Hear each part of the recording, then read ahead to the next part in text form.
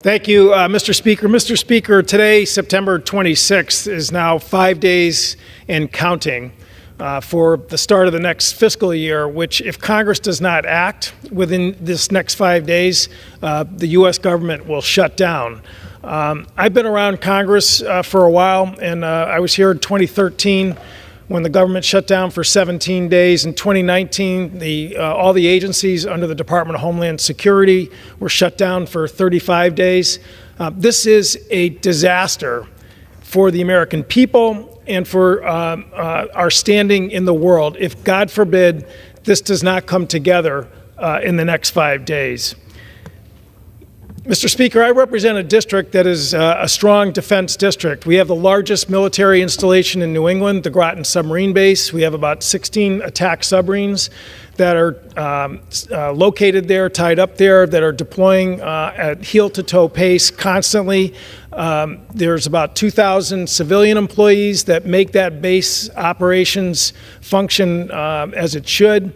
I also have a district which is home of the Coast Guard Academy. That's the institution which is building the future leaders, young men and young women for the Coast Guard who are doing important work, not just in the littoral areas of our nation and the rivers, but also overseas in terms of providing critical assistance to allies who, again, are really struggling with gross violations of the international Convention for Law of the Sea Treaty. And again, the Coast Guard is looked at around the world as really the gold standard in terms of providing quality training and examples for that critical function to take place. In the past, when we had shutdowns, despite some of the ridiculous comments that are made by some of my colleagues in this chamber that, oh, there's nothing, to worry about there, active duty people still have to report, they're going to get paid retroactively. There's really, the concerns about that are overblown. And I will tell you, Mr. Speaker, that is, in my opinion, some of the most irresponsible, dangerous rhetoric that can be uttered at a time like this. The fact of the matter is there is a hardship for people who are wearing the uniform. Many of them go literally from paycheck to paycheck. And in 2019, when the Coast Guard was shut down along with the Department of Homeland Security in New London, we had pop-up food banks to help Coast Guard families put food on the table for themselves and their family members. In terms of the 17-day shutdown, the submarine base, all of, again, the civilian support staff, DOD employees who were told you're not essential, you don't have to come to work. We didn't have crane operators, doing their job on the base. We didn't have all the support and maintenance staff in terms of making sure the operations of that base functioned. So again, this is a totally unnecessary, unforced error which will cause havoc. With under a week left to reach an agreement on the massive government spending bill, millions of retirees and seniors are worried about how their monthly benefits will be affected. Officials have released important information for all Social Security recipients and what would happen to their monthly checks during a government shutdown. My dearest friends, I will be sharing with you all that you need to know, so please make sure that you watch until the end of this video. Also, every Friday, I will be announcing several winners for the Walmart gift card giveaway. Please, friends, make sure you enter the giveaway by clicking and liking several of my videos, and then comment below the keyword of each video that you watch. The more videos that you comment on, friends, the greater your chances of winning the giveaways. According to Yahoo News, the government is threatening a shutdown this week, leaving millions of Americans to wonder how Social Security will be affected. It is one of the many questions of how a government shutdown could affect you. One answer is simple.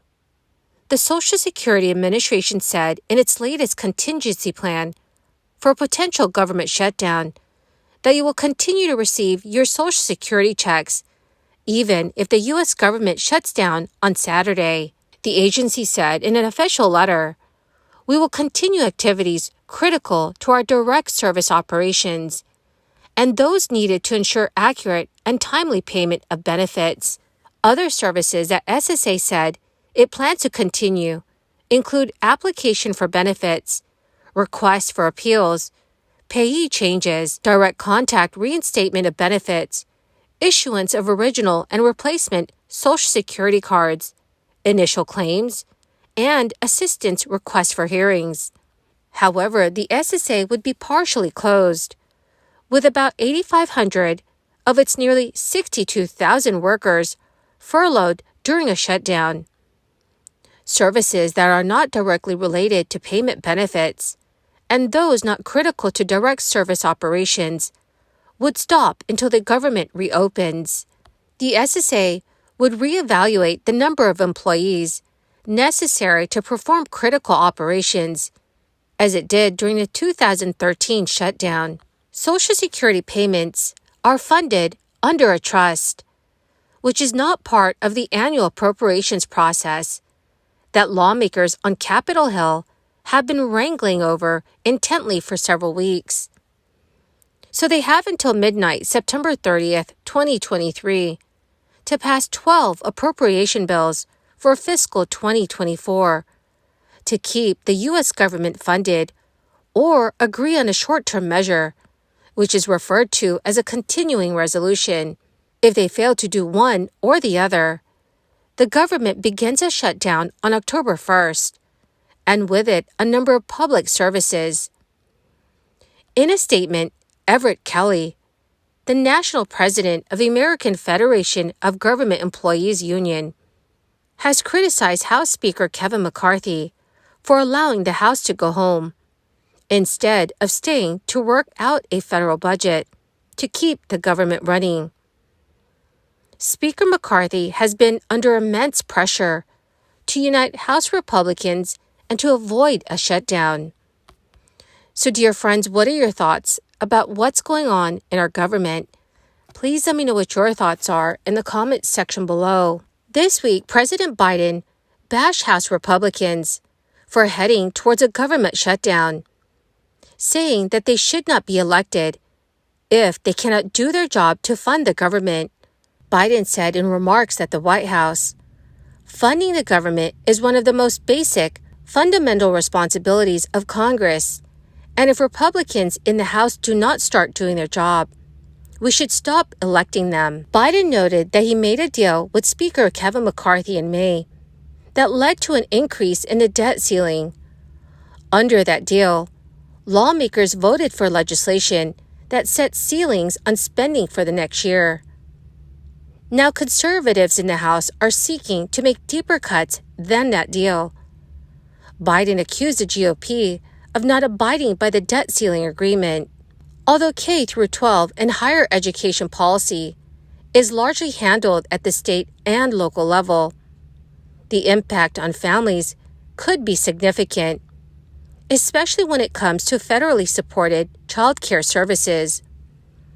One of the programs that would be endangered right away is Head Start, which serves low-income families nationwide. According to the White House, 10,000 children across the country would immediately lose access to it, as the Department of Health and Human Services would be unable to award federal grants to child care centers. As harvest season descends on farmers across the nation, the impact of a beltway logjam would be felt in rural America. Similar to previous shutdowns, marketing loans for many farmers would enter into a state of limbo, as Farm Service Agency offices in most U.S. counties will shutter. More broadly, the USDA-backed housing loans for rural families would cease as well. Well, my magnificent and most marvelous friends, that is the end of my daily stimulus update video for today.